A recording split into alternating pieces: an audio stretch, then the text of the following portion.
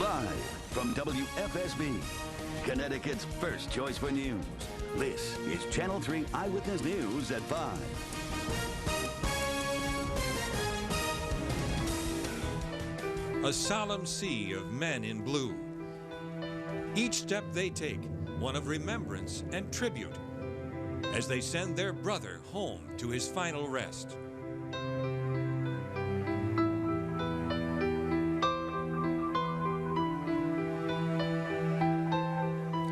Gives you a chill. Thousands of police officers were in New Haven today to honor a fallen hero. Officer Dan Pagagli was struck by an SUV last week and fought for days before succumbing to his injuries. Today's funeral in New Haven was a quiet, solemn, and fitting service for a man who was loved by so many people. Channel 3 Eyewitness News reporter Leon Collins was in New Haven today. Joins us live with the mobile newsroom now with more. Leon? We are live here at Our Lady of Pompeii Church in East Haven, where a moving funeral service took place earlier today, about 6 or 7 hours ago. The hearts of many police officers are heavy today, the day an East Haven family said goodbye to one of New Haven's finest. After midday, the grounds of All Saints Cemetery in North Haven filled with uniformed officers who stood at attention around the family and friends of New Haven police officer Dan Pagagli.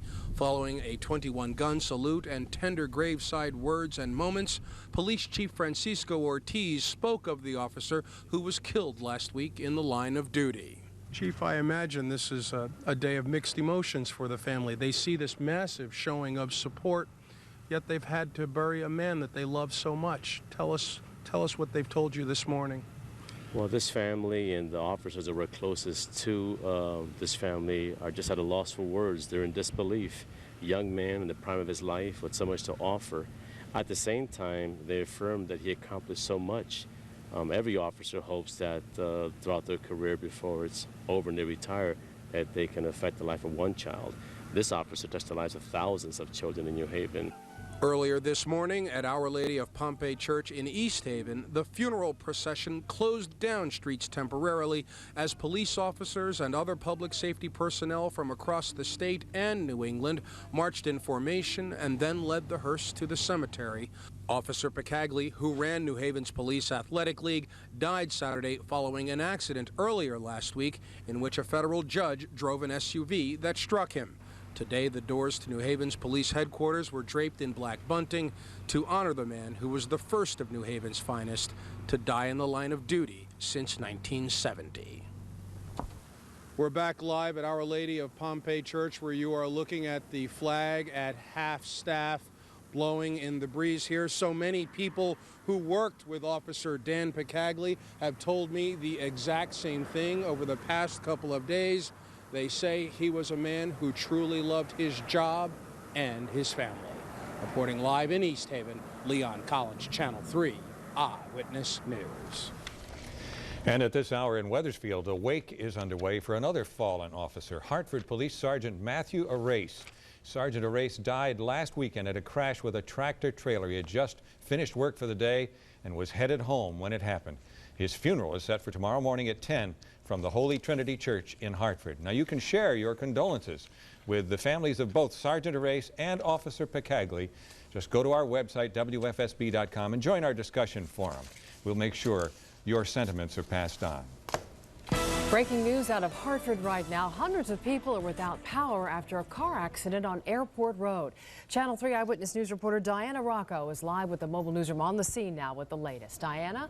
Well, that accident has closed about a block of Airport Road from here where I'm standing on Locust Street all the way up to Wethersfield Avenue. You can see traffic is being detoured down Locust Street. But if you take a look up the street, we're hearing that an accident earlier this afternoon a car hit this telephone pole up the street, cracked it in half. You can see that pole is broken in half, and you've got lights hanging in the road, wires down everywhere. About 200 people without power right now. Of course, Connecticut Light and Power, AT&T, and the Department of Transportation are all on the scene trying to get this cleaned up. However, evening classes for Hartford Public Schools adult education program have been canceled for the Locust Street campus tonight due to these outages. We are hearing things should be cleaned up here by about 7 o'clock. We're live in Hartford with the mobile newsroom. Diana Rocco, Channel 3 Eyewitness News. And we're also following developing news from Channel 3 Eyewitness Newsroom at this hour. Now a fourth fire near the Yukon campus in the very same area where two earlier fires have been ruled acts of arson. Pinpoint News Tracker takes us to the scene of this latest fire. It's on Warrenville Road in Mansfield. And Channel 3 Eyewitness News reporter Katy Zachry is there live with the mobile newsroom. Katy? Al, if you look to my right, you can see that state fire investigators are just wrapping up their investigation here of a fire, like you said, on Warrenville Road. Now, you can't see the burned down building behind him because the homeowner has asked us to stay off his private property, but I can tell you it is an absolute complete loss. Firefighters and investigators are treating this very seriously, considering this fire has striking similarity to two other fires in this area that have been termed arson. It's the third structure fire on Warrenville Road in recent weeks. An outdoor shed set back from the road caught on fire at 1:15 this afternoon. Mansfield firefighters responded first and requested backup from nearby districts. No one was hurt and no one was inside the shed. The homeowner used it to store furniture. The building is now a complete loss, and fire investigators are looking into whether there's more behind the blaze, like arson.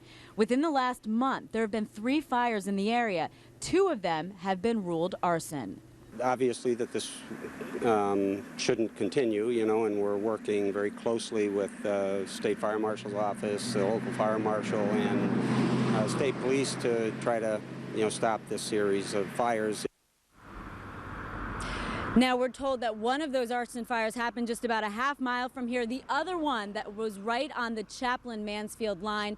Now, suspects in those 2 arson cases have not been identified yet. And in terms of this fire, the one that happened at 1:15 today, they say the investigation is ongoing. We hope to learn more later this afternoon into the evening. We'll keep you posted. Reporting live with the mobile newsroom from Mansfield, Katy Zachry, Channel 3 Eyewitness News. Now to a story you'll see only on 3, a scare at the Veterans Home in Rocky Hill after administrators say they found a resident in possession of a dangerous weapon. Channel 3 Eyewitness News reporter Len Besthoff is live with the mobile newsroom now in Rocky Hill with the latest. Len? Well, this comes on the heels of a series of reports we did about a high percentage of veterans at the home with criminal backgrounds, along with a safety review ordered by Governor Rell after someone committed suicide there this year. Administrators confirm around 9:30 Monday morning, a staffer at the Veterans Home in Rocky Hill found a black powder .45 caliber antique weapon in the possession of one of the residents, along with enough gunpowder and lead ball bearings to do some damage. The building he was in, the Veterans Recovery Center, was emptied and a weapons search ensued. Sources tell Eyewitness News the man who had the weapon is a veteran in his 50s without a major criminal record. He remains at the Veterans Home for the time being, but once he is treated for his illness, he will be discharged for violating the rules.